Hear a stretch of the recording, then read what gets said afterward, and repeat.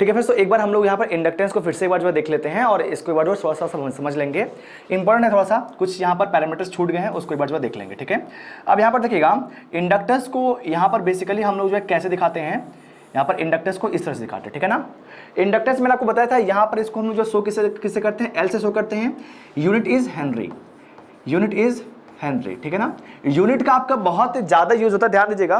मैं आपको एक बात बोलता हूँ, यूनिट ना आप कभी भी जो है भूलिएगा मत। ठीक है ना, क्योंकि यूनिट जो होता है, यूनिट का पूरा यूज होता है ईएमएफटी में। अगर आपको ईएमएफटी में यूनिट अगर आपको पता है ना, तो आप इलेक्ट्रोमैग्नेटिक फील्ड थ्योरी में क्वेश्चंस को 50 to 60% क्वेश्चंस आप ऐसे ही कर सकते हैं यूनिट को लेकर के बस। ठीक है ना, तो यूनिट हमेशा ध्यान रखिएगा। यूनिट में बहुत बार कंफ्यूजन भी होता है और बहुत बार क्या होता है कि यहाँ पर क्वेश्चंस में ऑप्शंस भी आप जो है दो ऑप्शंस को ऐसे ही एलिमिनेट कर सकते हैं with the help of the units. ठीक है ना, तो यूनिट्स को थोड़ा जो है ध्यान में रखिएगा। ठीक है, अब यहाँ पर इंडक्टेंस में क्या होता है, ध्यान समझिएगा। जब यहाँ पर करंट आपकी जो फ्लो होती है तो एक मैग्नेटिक फील्ड क्रिएट होता है इंडक्टर्स में। ठीक है ना, मैंने आपको बताया था इन केस ऑफ द कैपेसिटर जो होता है वो आपका जो है एनर्जी को स्टोर करता है in the form of electric field. वैसे इंडक्टर क्या होता है, आपका जो एनर्जी को स्टोर करता है in case of the magnetic field. ठीक है, अब यहां पर जो मैग्नेटिक फील्ड है वो आपकी आ कैसे रही है, तो यहां पर ये सब क्या है, आपके फ्लक्स लाइंस हैं। ये सब आपके क्या है, फ्लक्स लाइंस हैं। ठीक है, या फिर मैग्नेटिक लाइंस ऑफ फोर्स बोल सकते हैं, फ्लक्स लाइंस या फिर मैग्नेटिक लाइंस ऑफ फोर्स भी बोल सकते हैं। मैग्नेटिक जो लाइंस ऑफ फोर्स होती हैं उसके कॉम्बिनेशन को हम लोग फ्लक्स बोलते हैं बेसिकली। जैसे कि मान लीजिए सपोज दैट कि आपके पास यहाँ पर नॉर्थ पोल है और यहाँ पर क्या है, साउथ पोल है, तो नॉर्थ पोल से आपकी जो फ्लक्स लाइंस निकल रही है और साउथ पोल में इंसर्ट कर रही है। ठीक है ना, तो ये सब क्या है, मैग्नेटिक लाइंस ऑफ फोर्स है। और मैग्नेटिक लाइंस ऑफ फोर्स को अगर मैं जो कंबाइन कर दूं तो उसको मैं क्या बोलता हूं, फ्लक्स बोलता हूं। ठीक है, उसको क्या बोलते हैं, फ्लक्स बोलते हैं। अच्छा, जैसे कि ध्यान समझिएगा, जैसे इन case of the electric field, आपको पता है चार्ज से, कोई भी अगर आपके पास चार्ज रखा हुआ है तो चार्ज से इलेक्ट्रिक लाइंस ऑफ फोर्स बाहर निकलती हैं, प्लस से बाहर निकलती हैं और नेगेटिव में इंसर्ट करती हैं। कौन सी, electric lines of force. Electric lines of force को अगर जो हम जो कंबाइन कर देते हैं तो फिर हम लोग क्या बोलते हैं, कंबाइन कर देते तो फिर क्या बोलते हैं, इलेक्ट्रिक फ्लक्स बोलते हैं। ठीक है, वहां पर इलेक्ट्रिक फ्लक्स होता है, यहां पर इसको हम लोग क्या बोलते हैं, मैग्नेटिक फ्लक्स बोलते हैं। सिंपल सी बात है, बहुत ही सिंपल डेफिनेशन है, यहां पर कंफ्यूज नहीं होने का। ठीक है, तो यहां पर क्या हो गया कि आपके पास जो है मैग्नेटिक लाइंस ऑफ फोर्स होंगे जिनको मैं जो कंबाइन करके मैग्नेटिक फ्लक्स बोल रहा हूं। ठीक है, बहुत ही सिंपल डेफिनेशन है, कोई दिक्कत नहीं होने वाली है। अब यहां पर क्या होता है कि जब यहां पर फ्लक्स लाइंस बहुत ज्यादा होती हैं तो उसको हम लोग बेसिकली क्या बोलते हैं, फ्लक्स लिंकेज बोलते हैं बेसिकली। ध्यान समझिएगा, फ्लक्स लिंकेज का मतलब क्या है, जो फ्लक्स लिंक कर रहा है। फ्लक्स लिंकेज का मतलब क्या है, जो फ्लक्स लाइंस लिंक कर रही हैं, निकल करके जो आपके लिंक कर रही हैं, ये सब आपके जो लिंक कर रही है, तो मतलब इसको हम लोग क्या बोलेंगे, फ्लक्स लिंकेज बोलेंगे। फ्लक्स तो प्रेजेंट समझ में आ गया कि यहां पर क्या है, इसके कॉम्बिनेशन को फ्लक्स बोलेंगे। जब ये लिंक भी कर रहा है तो उसको क्या बोलेंगे, फ्लक्स लिंकेज बोलेंगे। बहुत ही सिंपल डेफिनेशन है, ध्यान समझिएगा। तो यहां पर समझिएगा कि यहां पर हम लोग जो है फ्लक्स लिंकेज किससे दिखाते हैं और फ्लक्स किससे शो करते हैं। तो इसका मतलब क्या है, यहां पर हमारे पास फाई होता है, that is called as the flux, और इसका जो यूनिट होता है वो क्या होता है, वेबर होता है। ठीक है, नेक्स्ट हमारे पास क्या है, साई है, इसको हम लोग क्या बोलते हैं सर, फ्लक्स लिंकेज बोलते हैं। ठीक है ना, फ्लक्स लिंकेज बोलते हैं कि यहां पर फ्लक्स आपका जो है कितना लिंक कर रहा है। अच्छा एक बात बताइए, ये आपका जो है बेसिकली फ्लक्स आया क्यों, क्योंकि यहां पर करंट फ्लो होने की वजह से आपकी मैग्नेटिक फील्ड आपकी जो क्रिएट हुई। तो बेसिकली जो फ्लक्स लिंकेज हो रहा है, फिर जो फ्लक्स हो रहा है वो आपका आ क्यों रहा है, because of the current flowing in the inductor, because of the current flowing in the inductor. इसका मतलब क्या हो गया, साई होगा that is directly proportional to the I. ठीक है, जितनी ज्यादा करंट फ्लो होगी फ्लक्स लिंकेज उतना ही ज्यादा होगा। ठीक है, बात क्लियर है। अच्छा, ये बात आपको जो क्लियर है। अच्छा, जो साई होगा, साई का मतलब क्या है, यहां पर फ्लक्स लिंकेज है, फ्लक्सेस को कंबाइन कर दिया तो क्या बोल दिया, फ्लक्स लिंकेज बोल दिया। फ्लक्सेस को कंबाइन कर तो फिर क्या बोला, फ्लक्स लिंकेज बोला। इसका मतलब क्या है, मैं यहां पर यह भी बोल सकता हूं कि जो साई होगा that will be equal to N into phi, because phi का मतलब क्या है, यहां पर फ्लक्स है और फ्लक्स को कंबाइन करना, एन क्या है, नंबर ऑफ फ्लक्सेस है, नंबर ऑफ फ्लक्स को हम लोग ने यहां पर कंबाइन किया तो that term is called as the flux linkage. ठीक है, बहुत ही सिंपल यहां पर जो डेफिनेशन है। ठीक है ना, तो साई इज इक्वल टू क्या हो गया सर, एन इंटू फाई भी हो गया, where N is the number of the flux lines and phi का मतलब क्या है, फ्लक्स है इन वेबर हो गया। तो यहां पर देखिएगा साई जो होता है वो डायरेक्टली प्रोपोर्शनल टू आई होता है।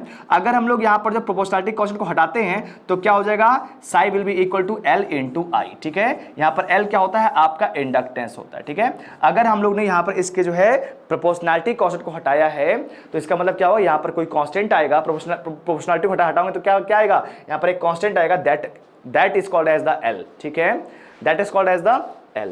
तो साई इज इक्वल टू कितना हो गया, L इंटू आई हो गया, और साई इज इक्वल टू क्या हो गया, N इंटू फाई हो गया। It means that N phi is equal to कितना हो गया, L इंटू आई हो गया। It means that L is equal to कितना हो गया, N फाई बाई आई हो गया। This is the one of the formula of the inductance which will be use in case of the power system also, ठीक है। तो L is equal to N phi by I, क्योंकि वहां पर आप inductance जब निकालते हैं किसी भी ट्रांसमिशन लाइन का तो वहां पर यह फॉर्मूला यूज होता है, ठीक है। तो L इज इक्वल टू कितना हो गया, N फाई बाई आई हो गया, ठीक है। बात क्लियर है, बहुत ही सिंपल डेफिनेशन है, लेकिन गलती नहीं करने का। अब इसके बाद समझिएगा, नेक्स्ट हमारे पास क्या है, सर आपने यहां पर इंडक्टेंस बता दिया, फ्लक्स बता दिया, तो अब आप थोड़ा सा मुझे मैग्नेटिक फील्ड के बारे में बता दीजिए। तो मैं बताऊंगा, लेकिन ध्यान से समझिएगा, ज्यादा नहीं बताऊंगा, डेप्थ में लेके नहीं जाऊंगा, क्योंकि मशीन में आप इसको जो बहुत डेप्थ में पढ़ते हैं, यहां पर ज्यादा डेप्थ में पढ़ने की जरूरत नहीं है, ठीक है। इतना समझिएगा, जैसे कि in case of the electric field आपके पास ईएमएफ होता है, वैसे ही in case of the magnetic field आपके पास क्या होता है, एमएफ होता है। इलेक्ट्रिक फील्ड में ईएमएफ की वजह से आपकी करंट फ्लो होती है, मैग्नेटिक फील्ड में एमएफ की वजह से आपका जो फ्लक्स आता है। इलेक्ट्रिक फील्ड में रेजिस्टेंस होता है, मैग्नेटिक फील्ड में रिलक्टेंस होता है। बात क्लियर है, तो सारी चीज एकदम जो है क्लियर है, जैसे वहां पे चल रहा है वैसे ही यहां पर चल रहा है, ठीक है। अच्छा, इसका मतलब क्या है, मैं यहां पर क्या बोल रहा हूं, रेजिस्टेंस जो होता है वो आपका क्या होता है, resistance is equal to EMF divide by current, ठीक है ना। आर इज इक्वल टू क्या हो गया, R is equal to V upon I, ठीक है, ये तो सिंपल सा डेफिनेशन हो गया। Resistance is equal to EMF upon current, ठीक है। अच्छा, in case of the magnetic field के बारे में अगर हम बात करेंगे तो फिर इसको मैं क्या बोलूंगा, सर इसको मैं बोलूंगा रिलक्टेंस। सिंपल सी बात है, जैसे अभी आपने बताया इन केस ऑफ द रेजिस्टेंस जो होता है, in case of the electric field होता है, वैसे रिलक्टेंस क्या होता है, in case of the magnetic field होता है। मैग्नेटिक फील्ड में आपका कौन सा क्या चीज फ्लो कर रहा है, फ्लक्स फ्लो कर रहा है सर। तो फ्लक्स का अपोजिशन कौन करेगा सर, रिलक्टेंस करेगा सर। रिलक्टेंस आपका जो फ्लक्स का अपोज करेगा, रेजिस्टेंस आपका करंट का अपोज करता है, रिलक्टेंस आपके फ्लक्स को अपोज करता है। इसका मतलब क्या होगा, रिलक्टेंस जो हो गया सर वो आपका क्या हो गया, ईएमएफ की जगह क्या हो जाएगा, एमएफ हो जाएगा, अपॉन क्या जाएगा सर, फ्लक्स आ जाएगा, एमएफ अपॉन फ्लक्स। तो reluctance is equal to MF divide by flux. बहुत ही क्लियर है, ठीक है।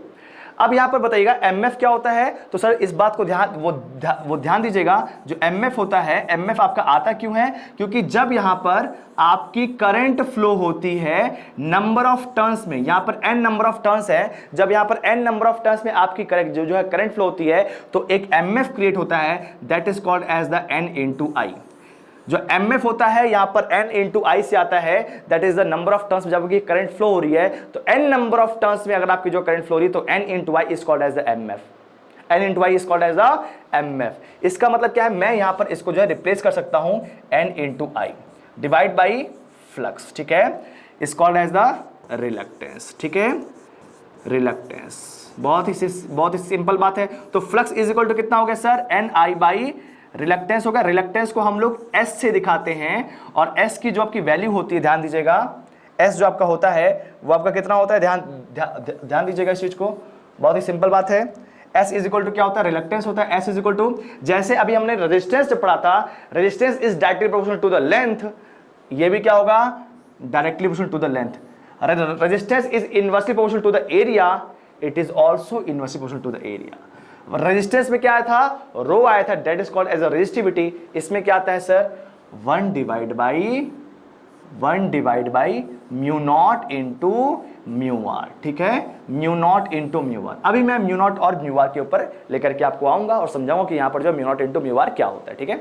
अभी उस चीज को छोड़ दीजिए, बस इतना समझिएगा। वहां पर एक कांस्टेंट रो आया था, यहां पर एक constant 1 by mu naught into mu R आता है, ठीक है। I will clear it, don't take tension, ठीक है।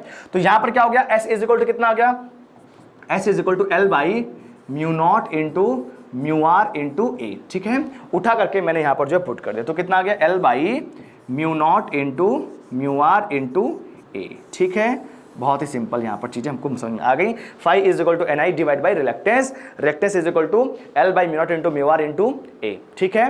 अच्छा, अब एक बार बताइए, यहां पर मैं इसको जो है रिप्लेस कर सकता हूं, कैसे रिप्लेस कर सकता हूं, ध्यान दीजिएगा।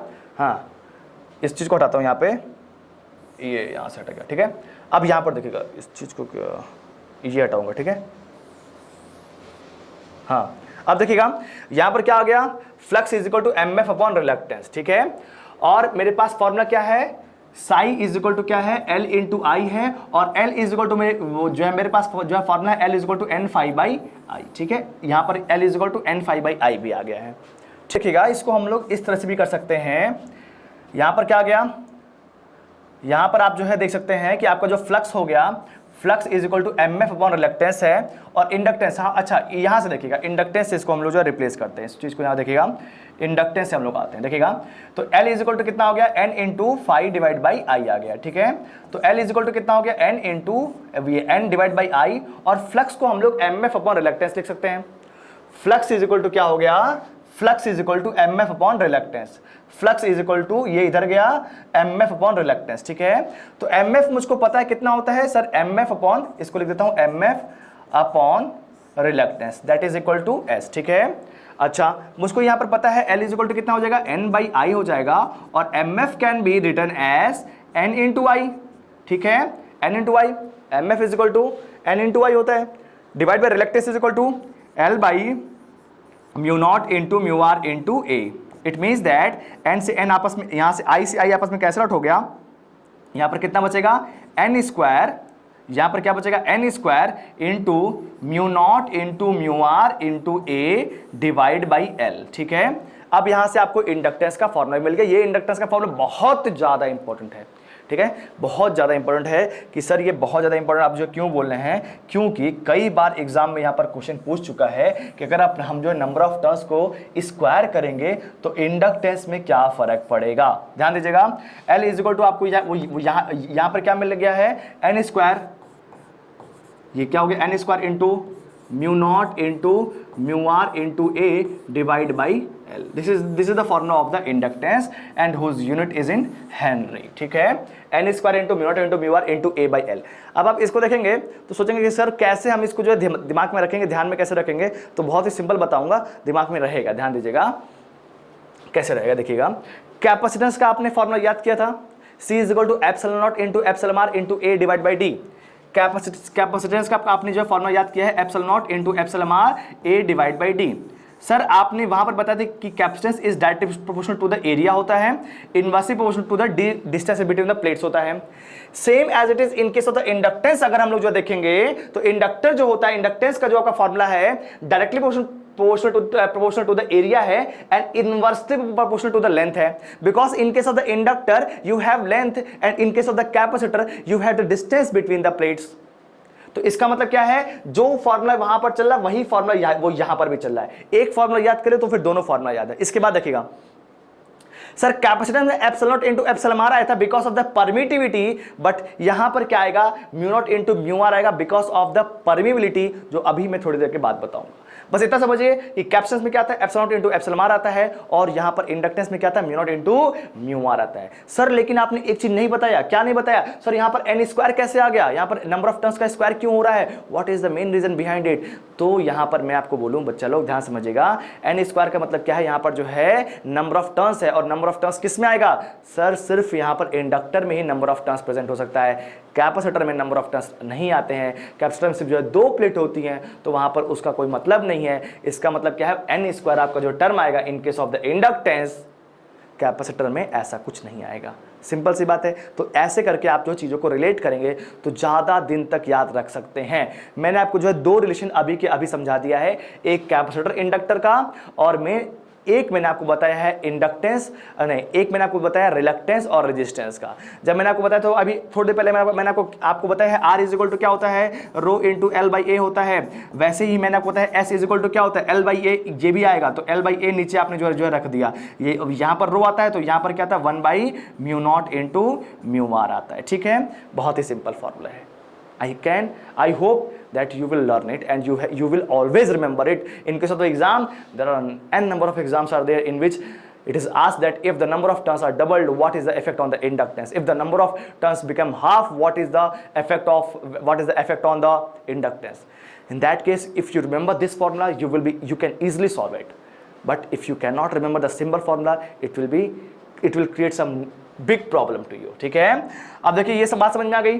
अब यहाँ से मैंने आपको जो बोला था कि म्यू नॉट और म्यू आर, मैंने अभी आपको जो छोड़ दिया था म्यू नॉट और म्यू आर समझ लीजिए, उसके बाद हम लोग आगे बढ़ेंगे। ठीक है, अब देखिए यहाँ पर क्या होता है, म्यू होता है, म्यू नॉट होता है और म्यू आर होता है, ठीक है। In case of the inductance और कैपेसिटेंस मैंने आपको जो बताया है, इंडक्टेंस में क्या आता है, इंडक्टेंस में म्यू नॉट और म्यू आर आता है। अभी सब बताऊंगा, क्लियर वाली बात समझ में आएगी। अभी देखिए, mu is called as the absolute, ये क्या होता है, एब्सोल्यूट परमिबिलिटी, ये absolute permeability of medium. Mu naught is equal to क्या होता है, 4 पाई इंटू 10 के पावर -7, क्या आएगा यहां पर, हेनरी पर मीटर। अभी बताऊंगा कि हेनरी पर मीटर कैसे आ रहा है, ठीक है। Mu naught is equal to 4 pi into 10 के power -7 henry per metre. Mu naught is called as the absolute permeability of air और vacuum, mu R is called as the sir relative permeability, इसको हम लोग बोलते हैं relative permeability, ठीक है। अब यहां पर देखिएगा, mu is called as the absolute permeability of medium, mu naught is called as the 4 pi into 10 के power -7 henry per metre, and next is what, mu R is called as the relative permeability, ठीक है। अब इस चीज को यहां से clear करेंगे, देखिएगा अभी समझ में सब चीजें आएंगी, कोई दिक्कत नहीं है, आराम से पढ़ेंगे, टेंशन लेने की बात नहीं है। देखिएगा बच्चों लोग बहुत क्लियर होना चाहिए, कोई गलती नहीं करनी चाहिए एग्जाम में, गलती नहीं, ठीक है। म्यू इज इक्वल टू क्या होगा, absolute permeability of medium. Permeability का मतलब क्या, सबसे पहले आप ये समझिएगा, यहां पर क्या है, परमिबिलिटी, यहां पर क्या है, परमिबिलिटी को अगर मैं जो दो पार्ट में ब्रेक कर दूं तो परमिट एबिलिटी आ रही है, तो यहां पर क्या है, परमिट करने की क्षमता को हम लोग जो है, परमिट करने की जो एबिलिटी होती है उसको हम लोग क्या बोल रहे हैं, बेसिकली परमिबिलिटी बोलते हैं। जैसे कि अगर सपोज दैट कि हमारे पास एक आयरन का पीस है और हमारे पास एक रबर का पीस है, मैंने आपको बोला एक आपके पास आयरन का पीस है और एक आपके पास क्या है, रबर का पीस है, और दोनों में मुझको जो है मैग्नेटिक लाइंस ऑफ फोर्स को मूव कराना है। किसमें आपकी जो मैग्नेटिक लाइंस ऑफ फोर्स ज्यादा मूव करेंगे, तो आप क्या बोलेंगे, सर आयरन को मुझे पता है कि कुछ मैग्नेटिक टाइप का होता है, लेकिन रबर तो आज तक मैंने नहीं सुना है, इसका मतलब क्या है, आयरन में आपकी मैग्नेटिक लाइंस ऑफ फोर्स ज्यादा मूव करेंगी, रबर में पता नहीं फ्लो करेंगी नहीं करेंगी, ये भी कुछ कंफर्म नहीं है। बट ये बात कंफर्म है कि आयरन में आपका जो फ्लो करेगा, because iron is a magnetic material. इसका मतलब क्या है, मैग्नेटिक लाइंस ऑफ फोर्स को परमिट करने की क्षमता किसके अंदर ज्यादा है, सर आयरन के अंदर ज्यादा है। तो परमिबिलिटी का मतलब क्या है, यहां पर मैग्नेटिक लाइंस ऑफ फोर्स को अपने अंदर से पास कराने की क्षमता किसके अंदर, जिसके अंदर ज्यादा है उसकी परमिबिलिटी ज्यादा है, ठीक है, उसकी परमिबिलिटी ज्यादा है सर, ठीक है। अच्छा, इसी को हम लोग क्या बोलते हैं, परमिबिलिटी बोलते हैं। अब यहां पर क्या देखिएगा, हमेशा हम लोग बताया है विद रिस्पेक्ट टू वैक्यूम, या फिर हम लोग जो है एयर लेते हैं, हम लोग एयर लेकर के चलते हैं, एयर या फिर वैक्यूम इज ए स्टैंडर्ड, उसको लेकर के हम लोग जो है रेफरेंस मानते हैं, वहां से हम लोग जो कंपैरिजन करते हैं। तो देखिएगा यहां पर क्या है, mu is equal to absolute permeability, mu is equal to क्या होता है sir, mu naught into mu R होता है सर। तो mu R is equal to क्या हो गया sir, mu divide by mu naught हो गया। बच्चा लोग एकदम क्लियर होना चाहिए, mu R is equal to mu divide by mu naught. Mu is equal to क्या हो गया, एब्सोल्यूट परमिबिलिटी ऑफ मीडियम हो गया, and mu naught is the absolute permeability of air या फिर vacuum, that is equal to 4 pi into 10 के power -7। अच्छा, ये सब फॉर्मूला आप जो पावर सिस्टम में पढ़ते हैं जब आप इंडक्टेंस कैलकुलेट करेंगे, ठीक है। तो यहां पर देखिएगा म्यू अपॉन म्यू नॉट हो गया, mu naught is equal to 4 pi into 10 के पावर -7। अच्छा, इसका मतलब क्या है, यहां पर ऊपर जो है वो आपका मीडियम है, अगर आपने एयर मान लिया तो एयर, यहां पर एयर का आपका कितना जाएगा, यहां पर एयर का आएगा 4 पाई इंटू 10 के पावर -7, यहां पर क्या जाएगा, यहां पर भी 4 पाई इंटू 10 के power -7, that is equal to mu R is equal to 1 हो जाएगा। Mu R is equal to कितना हो जाएगा सर, 1 हो जाएगा फॉर एयर और वैक्यूम, फॉर एयर और वैक्यूम हो जाएगा सर। क्लियर है सर, समझ में आ गया, बिल्कुल समझ में आ गया, एकदम दिमाग में बैठ गया, कोई गलती नहीं होगी, कभी नहीं होगी, ठीक है। अब देखिएगा यहां पर क्या गया, mu is equal to mu naught into mu R is equal to क्या हो गया, म्यू अपॉन म्यू नॉट, ठीक है। सिंपल सा फॉर्मूला है, दिमाग में रख सकते हैं इजीली, ठीक है। अब इसका मैं समझिएगा, देखिएगा यहां से आपको चीजें और ज्यादा क्लियर होने वाली है। देखिए अभी मैंने आपको जो बताया है यहां पर रिलक्टेंस का formula, S is equal to क्या बताया है, L by mu naught into mu R into A. इसका मतलब क्या है, जहां जितनी ज्यादा यहां पर रिलेटिव परमिबिलिटी म्यू आर की वैल्यू, अच्छा म्यू आर जो है वो एयर के लिए 1 है, डिफरेंट मटेरियल्स के लिए म्यू आर आपका जो है 1 से ज्यादा भी हो सकता है, ठीक है ना, 1 से ज्यादा भी हो सकता है। तो म्यू आर की जो वैल्यू होती है, ध्यान से समझिएगा, अगर आपकी ग्रेटर देन 1 होगी, लेट अस टेक कि मैंने इसको जो आयरन के लिए ले लिया है, तो यहाँ पर आयरन के लिए बेसिकली आपको जो 1 से ज्यादा ही होता है, तो 1 से अगर जो ज्यादा होगा तो इसका मतलब यहाँ पर म्यू आर आपका इंक्रीज कर रहा है, मतलब अगर रिलक्टेंस कम हो जाएगा, अगर रिलक्टेंस कम होगा तो इसका मतलब फ्लक्स आपका जो है बढ़ जाएगा, because as we know that flux is equal to MF upon reluctance. As the reluctance decreases, the flux starts increasing. बात क्लियर है? समझ में आ रहा है? सर बिल्कुल क्लियर हो रहा है, कोई दिक्कत तो नहीं हो रही है, समझ में बिल्कुल आ रहा है। म्यू आर आपका अलग अलग मटेरियल्स के लिए अलग अलग होगा। अब यहाँ पर आपको जो है एक चीज तो क्लियर हो गई, अगर यहाँ पर म्यू आर इंक्रीज करता है तो आपका रिलक्टेंस घटता है। इसका मतलब क्या, म्यू आर जितना ज्यादा मटेरियल का होगा उसका रिलक्टेंस उतना कम होगा, उसमें फ्लक्स उतनी ज्यादा फ्लो होगी। ठीक है, बहुत ही क्लियर होना चाहिए। ठीक है, अब इसके बाद देखिएगा, नेक्स्ट देखिएगा, यहाँ पर जो म्यू आर होता है, आपका जो म्यू आर होता है वो आपका अलग अलग मटेरियल्स के लिए अलग अलग होता है। ठीक है, जैसे कि हमारे पास बेसिकली जो है 3 टाइप्स के मटेरियल होते हैं, फेरोमैग्नेटिक, पैरामैग्नेटिक एंड डायमैग्नेटिक। ठीक है, फेरीमैग्नेटिक भी होते हैं और भी होते हैं, लेकिन अभी हम लोग से सिर्फ जो है 3 ले रहे हैं, 3 हमारे लिए इंपॉर्टेंट है अभी। तो mu R is equal to होता है हमारे पास, एक होता है पैरामैग्नेटिक, एक होता है डायमैग्नेटिक और एक होता है हमारे पास फेरोमैग्नेटिक। फेरोमैग्नेटिक आपके मटेरियल्स वो होते हैं जो जल्दी मैग्नेटाइज कर जाते हैं, जैसे आयरन हो गया, ठीक है, आयरन हो गया, निकल हो गया, ये सब किस में आते हैं, आपके जो फेरोमैग्नेटिक मटेरियल में से आते हैं। डायमैग्नेटिक वो होते हैं, ध्यान समझिएगा, डायमैग्नेटिक आपके वो मटेरियल्स होते हैं जो आपके मैग्नेटिक फील्ड को रिपेल करते हैं। ध्यान समझिएगा, रिपेल करते हैं मतलब उससे वो पास नहीं होने देते। जैसे हमारे पास वुड हो गया, लकड़ी है, लकड़ी क्या करे, लकड़ी हो गया, प्लास्टिक हो गया, इस सब में क्या होती है, मैग्नेटिक फील्ड बेसिकली पास नहीं होती है। तो डायमैग्नेटिक आपके वो मटेरियल्स होते हैं जो आपके मैग्नेटिक फील्ड को रिपेल करते हैं, भगाते हैं अपने से वो जो है दूर।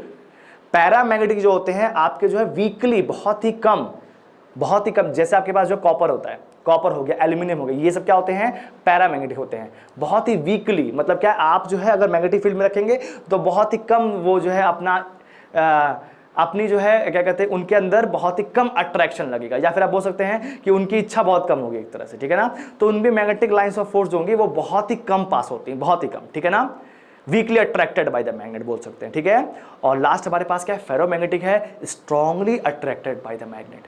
ठीक है, ध्यान से समझिएगा, मैं यहाँ पर 3 मटेरियल लिख रहा हूँ। आपके पास क्या है, डायमैग्नेटिक है, इसके बाद क्या है, पैरामैग्नेटिक है, और इसके बाद क्या है, हमारे पास फेरोमैग्नेटिक है।